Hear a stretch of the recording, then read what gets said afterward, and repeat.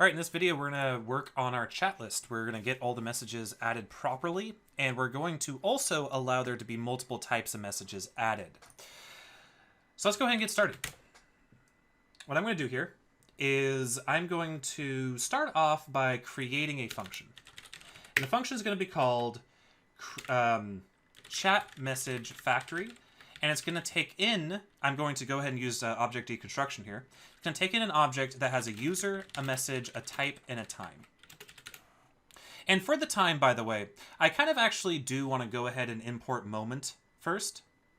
So we're going to do that. We're going to jump into, we're going to open a, we're going to come in here, we're going to kill the server because I'm going to be modifying the Webpack config. And I'm going to npm install moment -- save.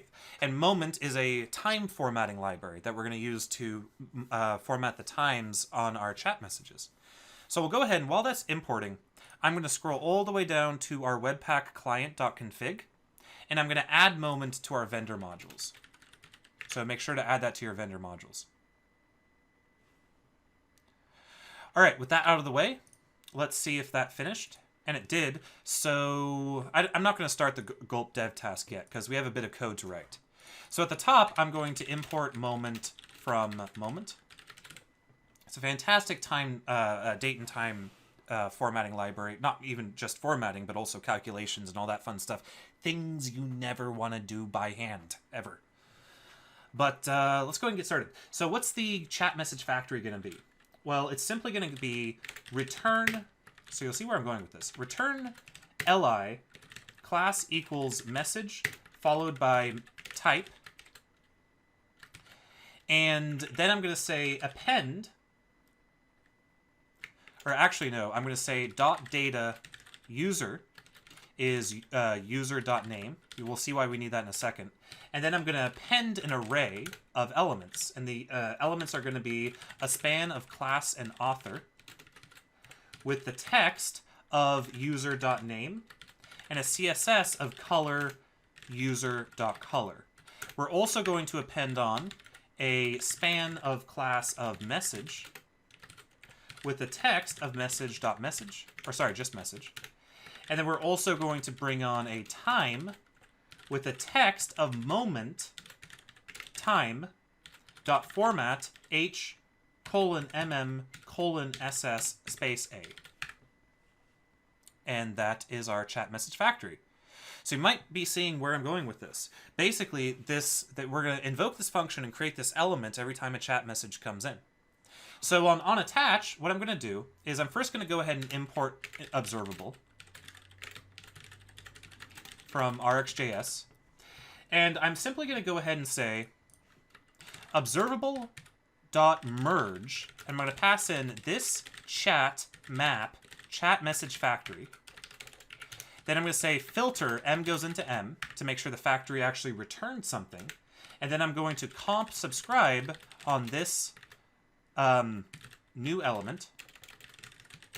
And I'm going to have this go into, basically, this element append new element. And it'll become very apparent why I chose to write the code this way, because the reason why I brought in a dependency to users and server and user store was because I want to have, whenever a user joins or leaves, I want to show a message. Whenever a server status changes, I want to show a message. But let's go ahead and test this first and also style it, because we really do need some styles in this. So let's start our server with gulp dev, and if you want to take a look at the code, you can. And we'll wait for the server to start up and for it to serve out our styles. I'll pause for a second. All right, our bundle is now valid. So let's come back over here to Chrome. Let's refresh. And I'm going to move this off to the side here. And we get an error. This chat map. Oh, it's this chat messages money map. Okay. So now we have that. What we should start seeing, well, we don't have any users typing any chat, so let's go ahead and log in, and then let's add some messages, and we're not getting any input here. So let me resubscribe. Maybe there was a problem there, and there's not. So it seems like I broke something, which, you know, that happens. Okay, so chat message, we receive a new element, we add it to our element, and we do have a chat messages UL. So let's go ahead and console log out new element and see what happens. So let's open up our console, and we get list.js. We're getting some bizarre behavior here, but that's okay. We're getting an empty array is the point that it's trying to make, I suppose. And that's weird. So if we come over here, I do believe maybe it's because I missed that. Oh, it's because I didn't close out my my quotes. You know, using something like JSX for this would be a lot better, but we're not using JSX. Anyway, the point is we now have our awesome chat list. So let's go ahead and actually style it so it doesn't look horrible before we move on. So let's jump into our chat.scss, and let's write some styles. So what I'm going to do here is I'm going to import our variables first. So import back styles variables.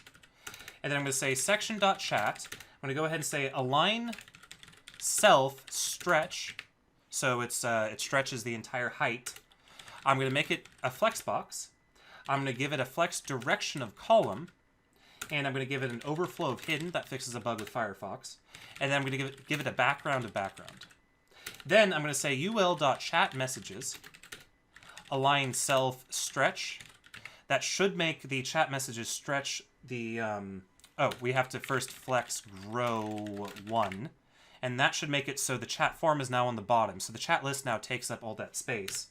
I'm going to give it a margin of 0, padding of 0, a list style of none, and an overflow y, and I'm going to spell overflow y correctly this time, of auto, and already looking better.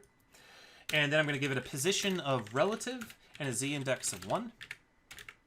Then inside of each li will also be a flexbox with a border top of 1px solid background.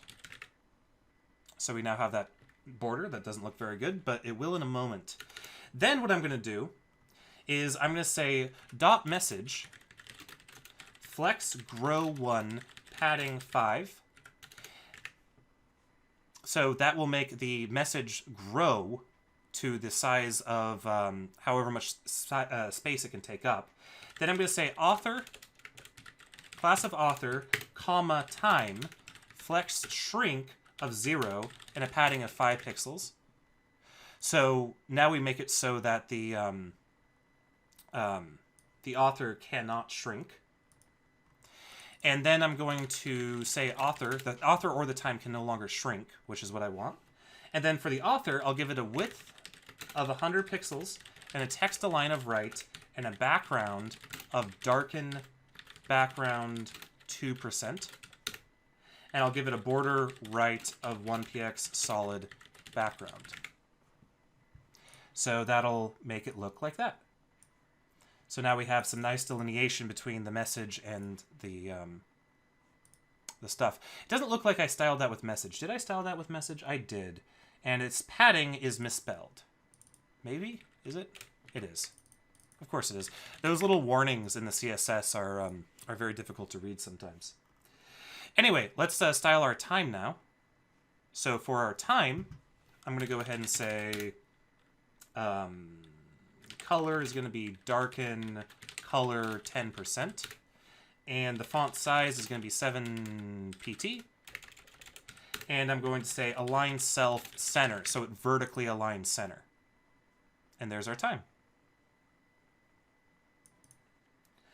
And that's going to be it for now, but I do want to go ahead and style the chat form. So let's scroll all the way down to the bottom and style the chat form and say position is going to be relative. Chat error is going to have an opacity of 0.8, a background of background, a color of color danger, and a padding of 5 pixels. Then for our input, we'll do some fun stuff to this.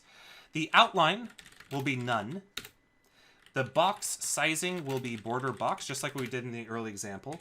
The background will be the site background. The padding will be 10 pixels. The border will be none, but we will override that with the border top of 5 pixels border panel. So let's see how that's looking. That's looking good. We do want to give it a width of 100% and a color of white. So now we have our chat box. But when we click on it and when it's focused, I want to give it a different color. So I'm going to say and active and focus. The background is going to be darken background 3%. So now when we click on it, it darkens a little bit. And now we have some awesome styles. Now, a couple improvements you might want to consider is maybe in our chat.js, or our list.js, right here, every other element, we can remove that now, every other element, maybe add an even class to it so we can Zebra stripe it. Or maybe after, if the same user sends in a message, a subsequent message, we make it so that that author is invisible. But we're not going to worry about that. Those are just aesthetic things that you can play around with. There's a lot of cool stuff you can do with this. But let's go ahead and implement our user, our server status, and our user action. So I'm going to create the factories first. Let's do a user action. So create our user action factory. And user action factory is going to take a object from the user store when something changes. And that's going to have a type and a user property.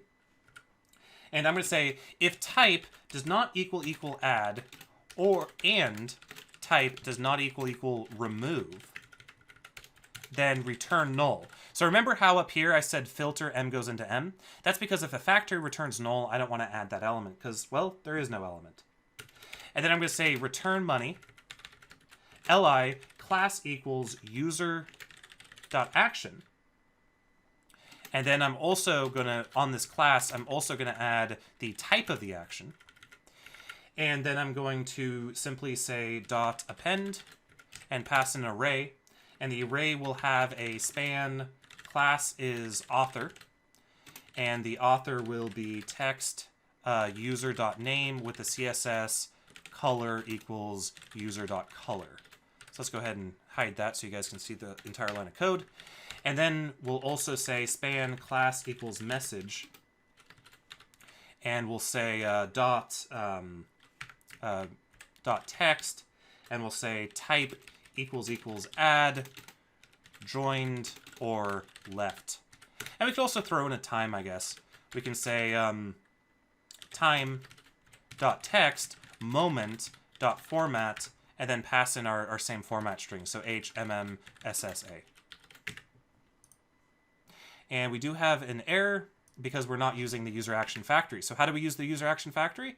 Well, we come up here to our merging of the different things, and we add a new argument to that. So this user's state map user action factory, and that's it.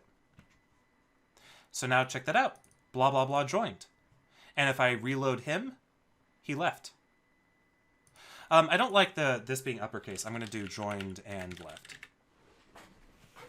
Okay. So, I do want to kind of style that differently. But we'll style that differently after we do our server status. So, next up, we'll do server status factory, which is going to take in a status object. And the status object from the server is going to have an is connected, is reconnecting, which I'm going to have to remind myself of that. It's going to be is reconnecting, is connected, and attempt. So is connected, is reconnecting, attempt. So I'm going to say let status message equals invalid status. Or how about let status message equals null. I'll say if is connected, then status message equals connected. And then I'll do else if status dot, or sorry, not status, is reconnecting, status message equals reconnecting, and then in parentheses, attempt. Otherwise, if we're not connecting or reconnecting, status message equals good game, it's over now. To signal that we are no longer connected and we're no longer reconnecting. So at this point, well, I don't know what you're going to do. So then I'm simply going to say, if status message is null, meaning it was an invalid status, go ahead and return null. Otherwise, return an object. And the object is going to be another li with the class of server-status. And we're going to append an array of a span class equals author with the text of system, and another element of span class equals message with the text of status message, and then finally a time with the text of moment.format HMMSSA. I really should make that into a constant, shouldn't I? But anyway, so now what we can do with the server status factory is we can scroll up here and we can add it to the list of things we're observing. So this server status map server status factory. And check that out, system connected.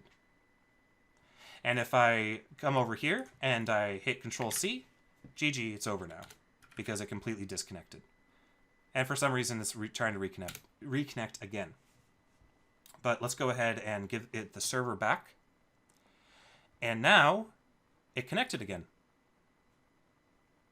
All right, let's go ahead and, before I forget, let's go ahead and make it scroll to the bottom whenever a message appears. So I'm going to say this element at 0. Remember, I'm on the onAttach in this messages. Scroll top equals this element at 0 scroll height. So that'll make it pop down to the bottom.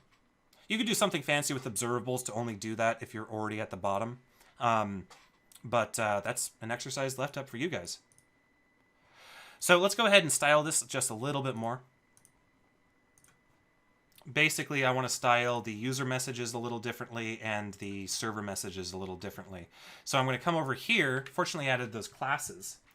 I'm going to come over here and I'm going to say, how about all the way at the top, I'm going to say dot server status is going to have a color of darken color by 10% and a font size of 8 pt.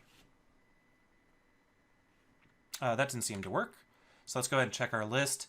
We gave it server status. And if we come back to chat, server status. That's interesting. Oh, right. Our hot module reloading died because, yeah. Okay. So now we have all that stuff. And if I log in over here, we should get a blah, blah, blah joined. So now let's style the join messages and the part messages. So I'm going to say user action color is green. How about color information?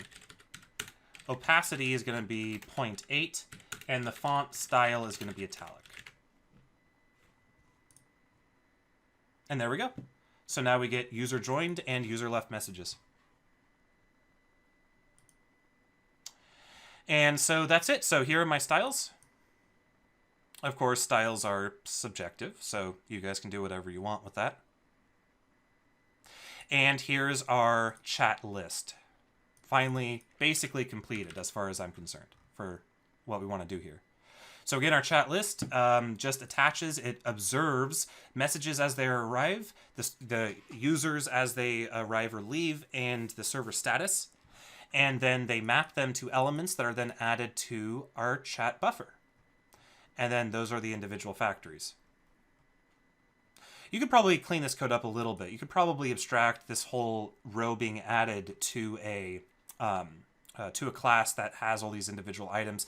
You could also probably make it so after X amount of items are added, you start removing items from the top so you don't get too many div elements.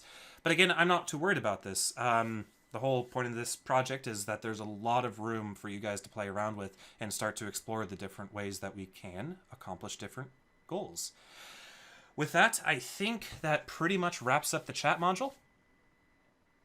And I think it might be time to move on to the playlist. So we'll see you guys in the next video.